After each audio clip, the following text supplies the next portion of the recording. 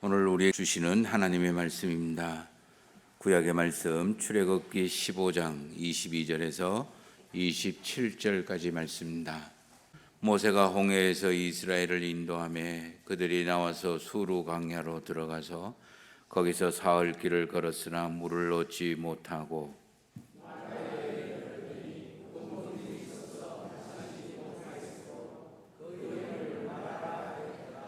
백성이 모세에게 원망하여 이르되 우리가 무엇을 마실까 하며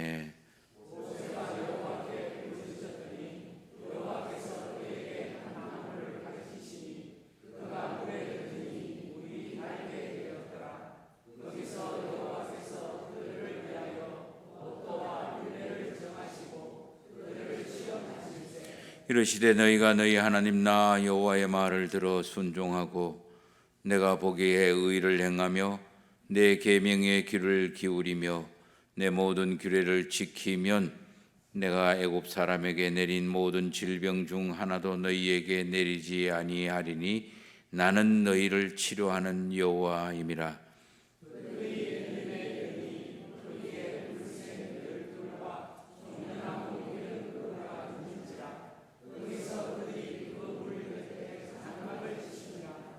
아멘. 신약의 말씀입니다. 요한복음 13장 1절에서 20절까지 말씀입니다. 유월절 전에 예수께서 자기가 세상을 떠나 아버지께로 돌아가실 때가 이른 줄 아시고 세상에 있는 자기 사람들을 사랑하시되 끝까지 사랑하시니라.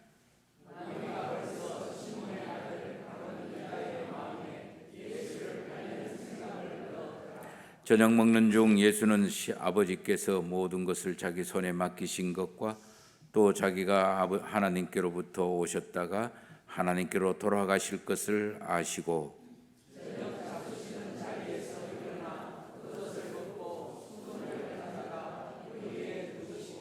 이에 대하여 물을 떠서 제자들의 발을 씻으시고 그 두르신 수건으로 닦기를 시작하여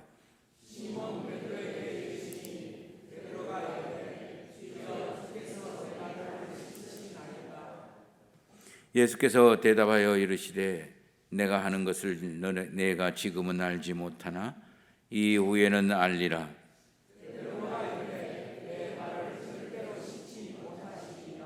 예수께서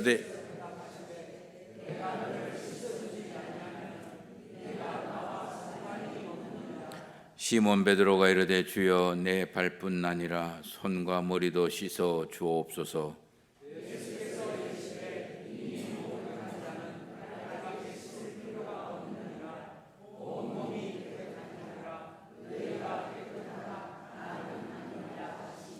이는 자기를 팔자가 누구인지 아심이라. 그러므로 다는 깨끗하지 아니하다 하시니라.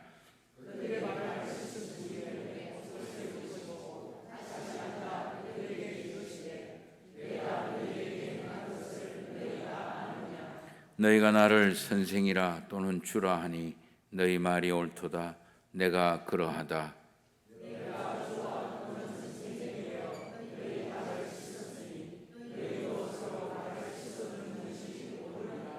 내가 너희에게 행한 것 같이 너희도 행하게 하려 하여 본을 보였노라.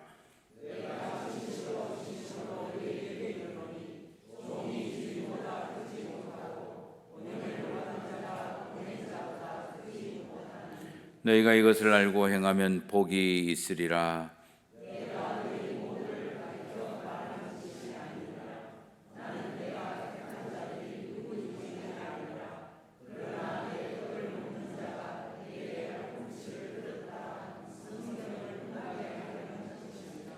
지금부터 일이 일어나기 전에 미리 너희에게 일러두면 일이 일어날 때에 내가 그인 줄 너희가 믿게 하려 함이로라.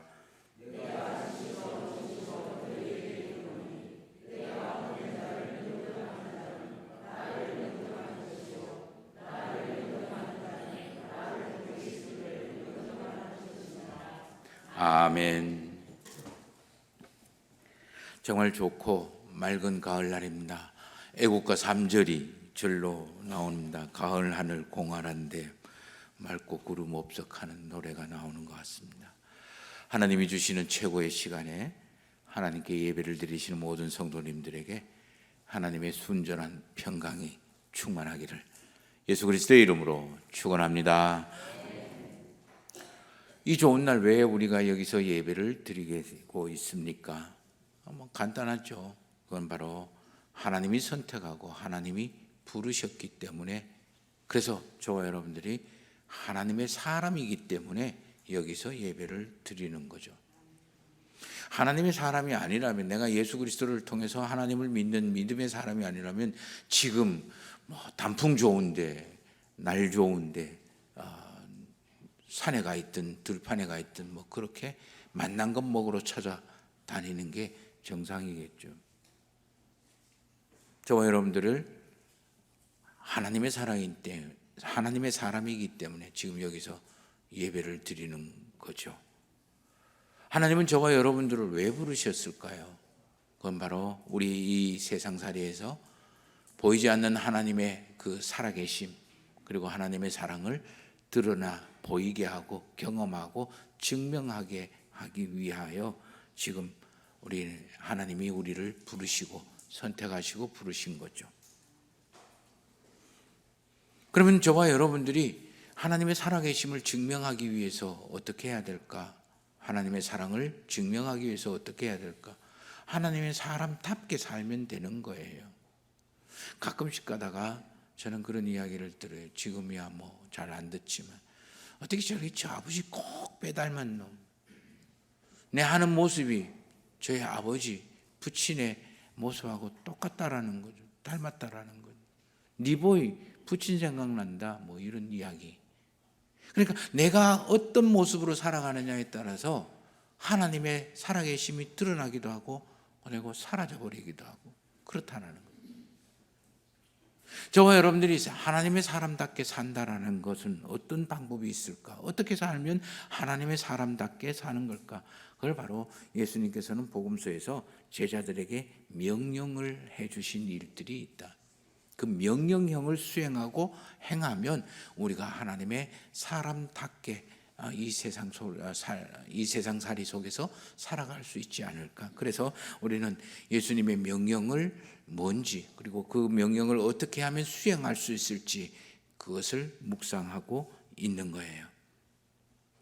그저 바라옵기는 우리가 이 명령을 듣고 일상생활에서 그렇게 이루든지 그 자리를 지키든지 그것을 이루기 위해서 적어도 애쓰고 노력하고 시도할 수 있는, 그래서 하나님이 우리에게 주시는 놀라운 은총의 약속들을 받고 누리고 경험하는 그런 우리 성도님들의 일상이 되기를 소망해 봅니다.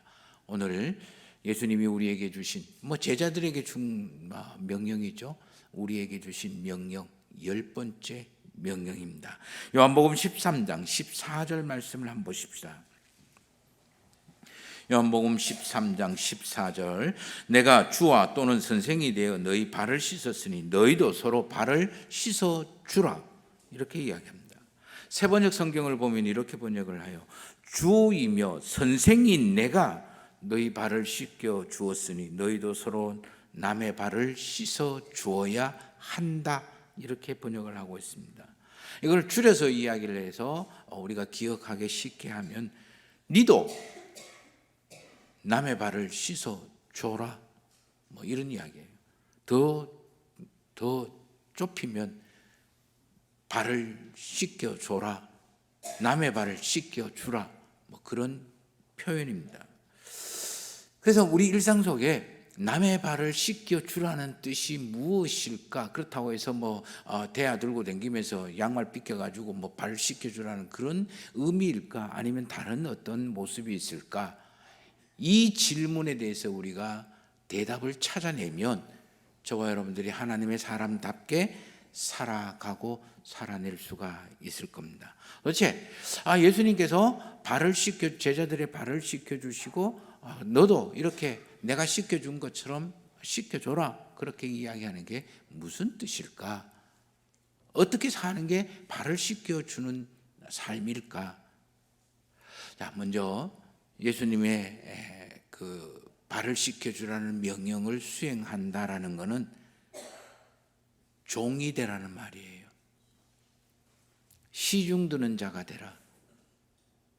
좀 편하게 이야기하면 섬기는 자가 되라. 이런 뜻인데, 저는 시중 드는 사람이 되라. 내 옆에 있는 누군가의 시중 들어주는 사람이 되라는 그런 말로 표현을 하고 싶어요. 4절 말씀을 한번 보십시다. 저녁 잡수시던 자리에서 일어나 겉옷을 벗고 수건을 가져다가 허리에 두르셨다라고 이야기합니다. 예수님이 아마 마지막 유월절 식사를 제자들과 하셨습니다. 그래서 지난주에 우리가 말씀하신 것처럼 떡과 잔을 들고, 일상의 식탁입니다. 그냥 저녁 드시다가 거기에 있는 떡을 들고 이제 축사를 하시고, 받아 먹어라. 내가 너의 살아갈 능력이요 살아갈 힘이다. 그리고 잔을 마시던 잔이에요. 마시던 잔을 들고 이렇게 기도하시고 난 다음에 받아 마셔라. 내가 아무리 험악한 세상, 아무리 비참한 인생이라도 내가 너의 살아갈 가치요, 그리고 의미요, 존재 목적이다. 그리고는 너 일상생활에 밥을 먹을 때 항상 이렇게 하나님의 임재하심과 그리고 하나님의 능력과 하나님의 그 놀라운 그 역사하심을 기억하면서, 그냥 하루 세끼 허겁지겁 배고파 먹는 식탁이 아니라 하늘의 식탁으로 기억하면서 그렇게 살아라. 그리고 난 다음에는 그렇게 이야기하셔서, 그리고 또 상상을 정말 생각해 보면 예수님은 그랬을까요? 또 잔 마시면서 떡 먹으면서 잔 마시면서 이런저런 이야기를 하시다가 갑자기 다시 일어나셨어요. 식탁에서 일어나 겉옷을 벗고 수건을 가져다가 허리에 두르신 거예요. 이 세 단어, 식탁에서 일어나. 당시 식탁은요, 주인들만 앉는, 주인공들만 앉는 그런 자리가 식탁이에요. 높은 사람만이 식탁에 앉아서 식사를 할 수가 있어요. 종은, 시중 드는 사람은 절대 식탁에 앉을 수가 없어요. 쉽게 생각해서 옛날 우리 2000년 전에 우리 양반네들이 밥을 먹을 때에 거기에 영감하고 그다음에 마마님하고 그다음에 도련님하고 그다음에 딸하고 이렇게 앉아서 같이 먹을 수 있었지만, 종은 절대로 그 식탁에 앉을 수 없다라는 거와 비슷한 뜻이에요. 그런데 예수님은 그 식탁에서 일어나셨다라는 말이에요. 주인의 자리에서 일어나시고, 다른 사람을 가르치고 존중받고 존대받을 수 있는 선생의 자리에서 일어나셨다라는 거예요. 대접받고 누려야 할 자리에서 일어나셨다라는 거예요. 두 번째, 겉옷을 벗었다라고 이야기합니다. 당시 겉옷은 지체 높은 사람만이 입는 옷입니다. 존중받는 사람만이 입는 옷이에요. 주인이나 아니면 선생이나 아니면 스승이나 아니면 권력자. 그래서 권력이 많고 그리고 자리가 높을수록 겉옷은 화려하고 곱습니다. 우리나라 모습도 마찬가지예요. 우리 돌쇠가 입는 옷하고 그다음에 주인 양반이 입는 옷하고 그리고 왕이 입는 옷하고 차원이 다르잖아요. 그냥 잠바 이렇게 저고리 걸치는 그것을 겉옷이라고 이야기하지 않습니다. 그러므로 이 예수님이 겉옷을 벗었다라는 것은 신분을 벗었다라는 거죠. 위치를, 자기의 높은 존중받아야 될 위치를 벗었다라는 의미예요. 인정받고 자랑만 하고 그리고 어깨 펼만한 신분과 존중을 벗었다라는 그런 의미예요. 수건을 허리에 두르셨다라는 것은, 이거는 우리나라 말로 이야기하면 아주 쉽게 생각을 하면 앞치마를 둘렀다라는 것과 비슷한 의미예요. 시중 드는 사람이 앞치마를 입지, 주인은 절대 앞치마 하기야. 요즘은 식당에 가면 옷 베릴까 봐 앞치마 합니다만, 종만 입는 옷이에요. 종들의 복장이에요. 누군가 시중 들기 위한 복장이요 자세를 의미합니다. 자, 수건을 허리에 두르고 겉옷을 벗고 식탁에서 일어났다. 이거를 역순으로 한번 다시 정리를 한번 해보십시다. 예수님은 제자들을 시중 들기 위해서, 섬기기 위해서, 제자들에게 종이 되기 위해서 자기 자신의 신분과 존중받음의 위치를 벗어버리고 떨쳐버리고 주인의 자리, 대접받는 자리에서 일어서서 섬겼다. 한마디로 이야기하면 제자들의 종이 됐다. 제자들을 섬기기 위한 시중 드는 자리에 섰다. 그런 의미예요. 저와 여러분들이 살아가는 이 세상 누구나 다 대접받기를 원하고요, 존중받기를 원하고 인정받기를 원합니다. 그래서 나에게 힘이 좀 있으면, 내가 좀 강해지면, 내가 좀 그 자리가 높아지면 사람들은 절로 대접하고 인정하고 존중하고 그리고 높여줍니다. 그걸 하기 위해서 조금 더 대접받고 조금 더 존중받기 위해서 어쨌든지 내가 힘을 가져야 되겠어요. 높은 자리를 올라가야 영향력이 있어야 되겠어요. 결정권자가 돼야 되겠어요. 그러니까 자꾸 주인이 되고 선생이 되고 명령권자가 되기를 원하는, 그래서 좀 더 올라가고 좀 더 높이 그 자리를 확고하게 하기 위해서 길을 쓰는 게, 그리고 그 어느 자리에 올라가면 사람들은 성공했네 박수 쳐줍니다. 그런데 예수님의 우리의 이런 세상살이와 정반대로 오늘 14절 말씀처럼 주요 선생으로 불리운 내가 너를 섬기는 종의 자리에 있는 것처럼 너도 서로 섬겨라, 종이 되라. 그러기 위해서 15절에 이렇게 종으로 살아가는 것이 어떤 것인지를 보여주기 위해서 내가 먼저 본을 보였다, 이렇게 이야기하는 거예요. 이거는 예수님께서 일회성 이벤트나 쇼가 아니라 예수님의 일관된 복음서에 나오는 일관된 모습입니다. 예수님은 마태복음 20장 28절에서 나는 섬김을 받으러 온 것이 아니라 섬기러 왔고 종이 되려고 왔다. 많은 사람들의 대속물이 되어서 나를 내어주기 위해서 왔다라고 이야기합니다. 자기 자신의 그 정체성을 종, 섬기는 사람 또는 시중 드는 사람으로 표현을 하는 거예요. 이런 예수님의 가르침을 받은 사도들도 모두가 다 자기 자신을 종, 섬기는 사람, 시중 드는 사람, 이런 식으로 표현을 합니다. 사도 바울은 매 서신마다 로마서, 고린도전서, 고린도후서, 그다음에 빌립보서, 에베소서, 데살로니가 전후서 모든 서신에서 예수 그리스도의 종된 나는 어느 곳에 있는 우리 성도들에게 편지하고 문안하노라. 고린도후서 4장 5절 말씀에 보면 우리가 고린도 교회에 복음을 증거한 것은 예수 그리스도가 주이신 것과 예수 그리스도의 이름으로 우리가 너희의 종 되었던 것을 증명하기 위한 거다, 그렇게 표현을 하고, 갈라디아서 5장 13절 말씀에 서로 오직 사랑함으로 서로 종노릇해라, 이렇게 이야기하는 거예요. 예수 그리스도로부터 시중을 받은 이 바울은, 사도들은 자기들 역시 다른 성도들을 시중하는 종으로 자리매김을 하는 거예요. 사도 바울만 그런 게 아니에요. 사도 베드로도 나는 예수 그리스도의 종이요, 사도 야고보도 나는 예수 그리스도의 종이요, 그리고 사도 요한도 종이라고 자기 자신을 표현을 하는 거예요.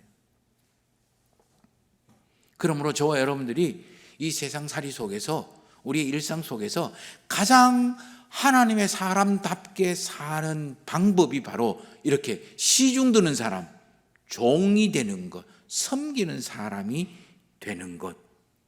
그래서 종의 신분, 종의 위치, 종의 역할을 하는 것.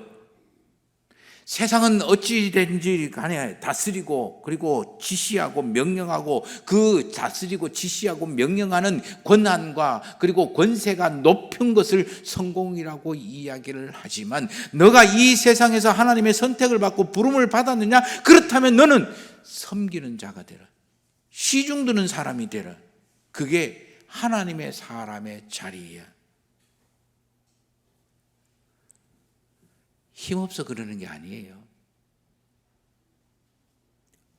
마지 못해서 억지로 그러는 게 아니에요. 권세가 없어서 그런 게 아니에요. 내가 너희들이 말하는 것처럼 너희의 주인이고 너를 가르치는 선생이다. 마땅히 존중받을 만하고 그리고 인정받을 만하고 높임을 받을 만하다. 그러나 내가 너희를 섬기는 것처럼 너희도 가서 서로 발을 씻겨 종으로 섬겨라. 그런 이야기예요.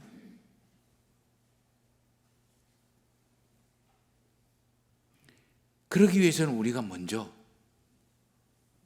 예수 그리스도로부터 섬김을, 시중을 받아야 돼요. 그 이야기가 5절 말씀 보세요. 이에 대하여 물을 떠서 제자들의 발을 씻으시고 그 두르신 수건으로 닦기 시작했다라고 이야기합니다. 자, 2000년 전이에요. 우리나라처럼 땅이 좋아서 폭신폭신한 그런 곳도 아니고 2000년 전에 도로가 나 있으면 얼마나 나 있겠습니까? 그리고 그 도로를 뭐 차 타고 다니는 것도 아니고 하루 종일 걸어 다니고 기껏해야 말 타고 돈 있는 사람은 말 타고 노새 타고 마차 타고 뭐 이렇게 다녔겠지만 예수님과 예수님의 제자들 그 일반적인 사람들은 다 맨발로 그냥 걸어 다녔겠죠. 근데 신발이 얼마나 좋겠습니까? 그냥 뭐 짝대기 하나 그 나무 반대기 하나에다가 그 가죽 끈 열기설기해서 신는 영화에서 많이 보는 샌들 같은 그런 신발이에요. 양말이나 있었겠습니까? 그냥 했겠죠. 2000년 전에 우리나라 사람들은 어떻게 신발을 신었겠습니까? 그냥 집으로 대충 얼기설기 여기 가서 그렇게 신고 다녔겠죠. 아니면 맨발로 다니든지.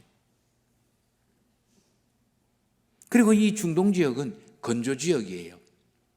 그리고 중동 지역은 길이 전부 돌투성이, 자갈투성이, 그리고 광야 이런 건조한 지역이에요. 그래서 조금 부유한 집은, 웬만한 집은 다 집 안으로 들어가기 전에 그 돌 항아리에다가 물을 부어 놔놓고 들어가면서 손 씻기도 하고 그다음에 발 씻기도 하고. 가장 더러운 상징의 신체의 상징이 바로 이 발이에요. 그 발을 씻겠다라는 거예요. 이게 하나님의 사람의 핵심적인 요소고 예수님의 사역의 핵심, 가르침의 핵심이에요. 발은 더러움의 집합소예요. 그런데 예수님이 대야에 물을 떠서 제자들의 발을 씻어줍니다. 더러움을 씻어주는 거죠. 오늘도 저와 여러분들에게 예수님은 저와 여러분들의 세상살이 속에 정결하지 못하고 더러운 생각 그리고 탐욕과 탐시가 탐색을 이리저리 쫓아다니고 아무것이나 마구잡이로 다녔던 그런 그 더러운 발을 씻겨주시는, 그래서 정결하게 깨끗하게 새롭게 만들어주는 거예요. 발은 상처가 많이 나요. 자, 발을 씻겼어요. 먼지투성이로 이렇게 있는데 그 발을 깨끗하게 씻겨보니까 그 안에는 온갖 상처투성인 거예요. 발에 돌에 찍히기도 하고 끓기기도 하고 그다음에 뭐 이런저런 한 일주일 전에 상처 났는 게 먼지 때문에 더 나기도 하고 새로 상처 난 것도 있고, 그것을 예수님은 닦아주신, 닦다라는 말은 그 성경에서는 치유한다라는 뜻도 있어요. 치료한다. 그 안에 있는 온갖 발에 난 상처들을 치유하시는 거죠. 어루만져 주시고 닦아 주시는 거예요. 마찬가지로 지금 예수님께서 저와 여러분들에게 하시는 일도 마찬가지예요. 예수님은 오늘 우리의 세상살이 또는 사람 관계 또는 스스로 일 때문에 아니면 능력이나 아니면 뭐 그 모자람 무능력 때문에 한계 때문에 수없이 많은 상처들을 치유하고 온전하게 하시는 일을 하고 계신다라는 거예요.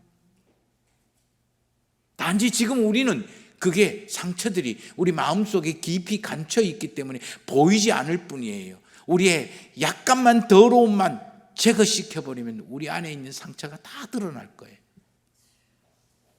근데 우리 피곤하고 지쳐있으면 제일 먼저 하는 게 뭘까요? 제일 쉽게 하는 게 뭘까요?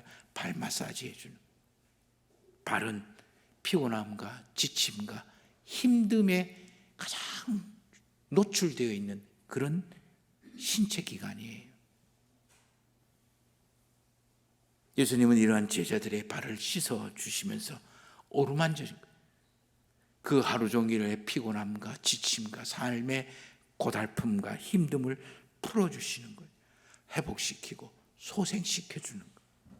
마찬가지예요. 예수님께서 지금 저와 여러분들에게 하시는 일도 저와 여러분들의 세상살이의 지침과 피곤과 힘듦을 위로해 주시고 회복시켜 주시고 소생시켜 주시는 일을 하시는 거예요. 그렇기 때문에 지금도 마찬가지겠지만요. 옛날 우리나라도 마찬가지고 고대 근동도 마찬가지고 이 발은 더럽고 지저분하고 상처 많고 그리고 피곤하고 힘들고 그리고 지쳐 있기에 감추고 싶은 신체예요. 그래서 발을 우리나라도 옛날만 발을 감추고 그랬지 않습니까?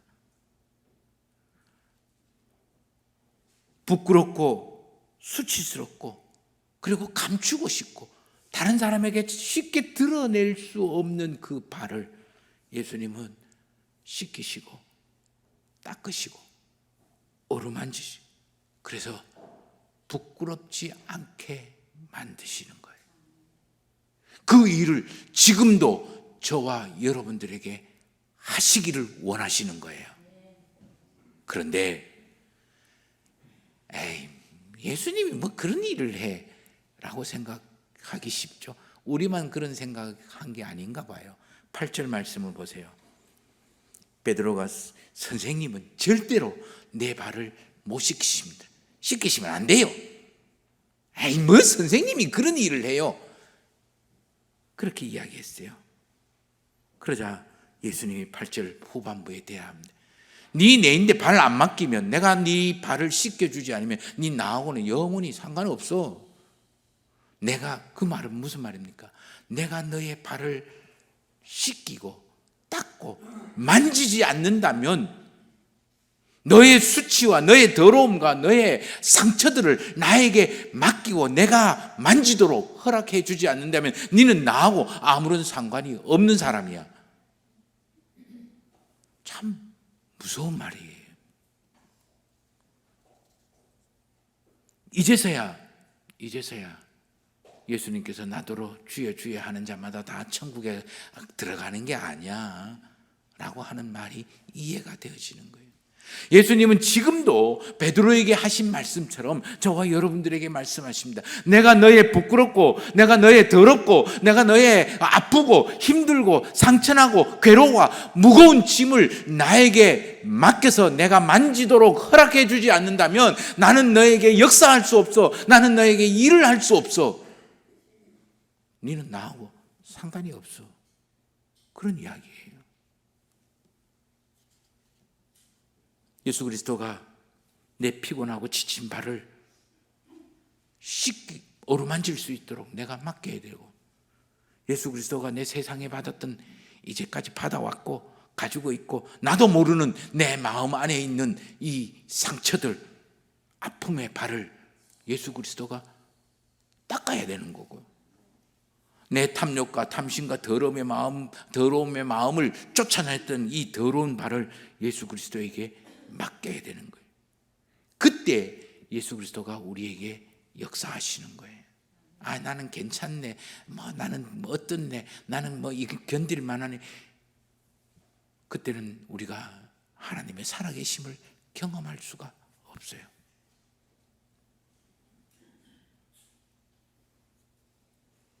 맡긴다라는 게 뭘까요? 그게 바로 기도요, 믿음에 대한, 말씀에 대한 순종이에요. 그때 우리는 예수 그리스도의 놀라운 씻음과 치유와 소생의 역사를 경험하고, 은혜 베풀어 주시고 나를 치유해 주시니 얼마나 감사합니까? 그래서 감사하며 찬미하는 것, 그게 바로 예배예요. 이게 우리 하나님의 사람답게 살아가는 신앙의 핵심이에요. 그러면서 예수님은 이렇게 됐을 때 조그만 상처 하나라도 치유하고, 내 조그만 더러움도 하나 좀 정결하게 만들고, 그리고 내 삶의 피곤함이 예수 그리스도로 인해서 이렇게 회복됐을 때 예수님은 우리에게 이야기하십니다. 14절 말씀을 같이 한번 읽어보겠습니다. 14절 말씀, 13장 14절 말씀입니다. 같이 읽겠습니다. 내가 주와 또는 선생이 되어 너희 발을 씻었으니 너희도 서로 발을 씻어주는 것이 옳으니라. 10번째 명령이에요. 예수님께서 발을 내보고 씻어주라고 이야기합니다. 그 근거가 뭐냐? 내가 너의 발을 씻어줬으니까 이제 네가 가서 또 다른 사람, 너 옆에 있는 사람의 발을 씻어줘라. 또 하나의 열매를 만들어라는 거예요. 예수 그리스도가 내 발을 씻겨줬으니 너는 이제 너 옆에 있는 사람의 더러움을 씻어줘라. 남편의 더러움, 아내의 더러움, 자녀의 그 부족하고 모자라는 것, 다른 성도, 동료의 더러운 발을,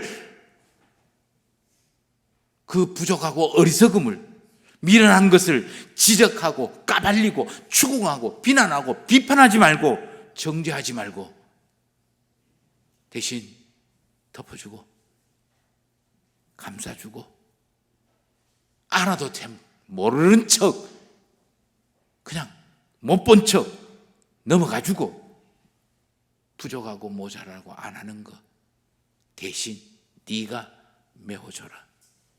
이게 씻어주는 거예요. 예수 그리스도가 나의 상처를 치료한 것처럼 너도 너 옆에 사람의 상처를 치유해줘라.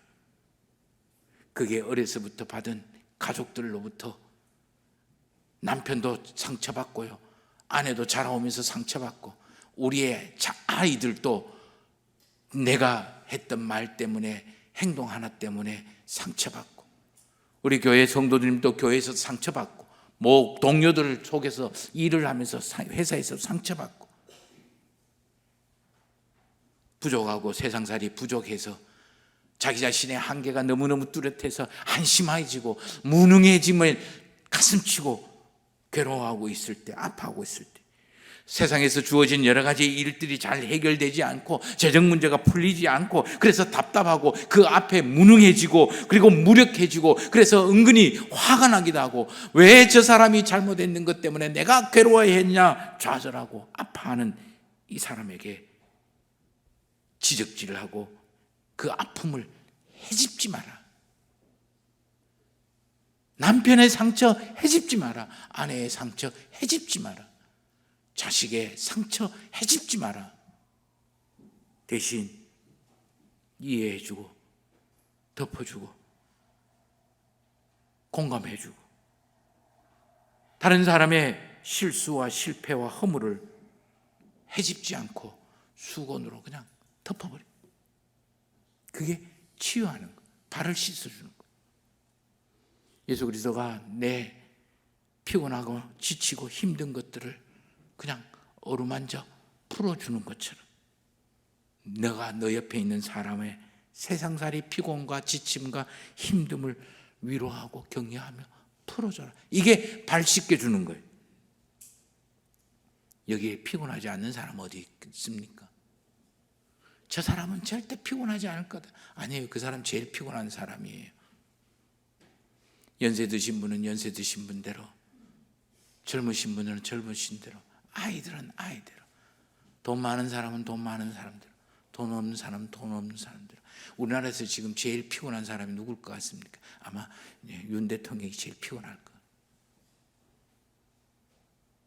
그런데 그 옆에서 이래야 된다, 저래야 된다 명령하고 지시하고 이렇게 일을 시키고 저렇게 시키고 잔소리하면 아니, 그 짐을 덜어주고 나눠주고 해결하는 거예요. 그게 발을 씻어주는 거예요. 예수님께서 저와 여러분들의 발을 이렇게 씻겨주고 닦아주고 어루만져 준 것처럼 내가 함께 살아가는 가족에게, 내 옆에 있는 믿음의 동역자, 교회 동역자들에게, 내 옆에서 일하는 직장의 동료들에게, 내 옆에 살아가는 내 이웃에게 이렇게 씻겨주고 닦아주고 어루만져 주세요. 그래서 소생하고 치유하고 새롭게 만들어지는 예수 그리스도의 일을 하라는 거예요. 왜 해야 됩니까? 내가 뭔데? 이 일 굉장히 어려울 겁니다. 이 일 굉장히 힘듭니다. 잘 안 돼요. 지금 화가 목구멍까지 차 있는데, 짜증이 목구멍까지 차 있는데, 뭔가를 한 소리를 퍼부어야 되는데 그게 되겠습니까? 그럴 때마다 저와 여러분들은 기억해야 돼요. 내가 하나님의 사람이기 때문에 하는 거예요. 나아가 17절 말씀을 보세요. 너희가 이것을 알고 행하면 복이 있으리라. 하나님의 은총의 역사는 거기에 있는 거예요. 내가 시중 드는 일, 내가 종의 자리에 종의 역할을 할 때예요. 잘 안 돼요. 힘들어요. 내 자존심 속도 상할 거예요. 나도 내 발을 누군가가 씻어줬으면 좋겠어.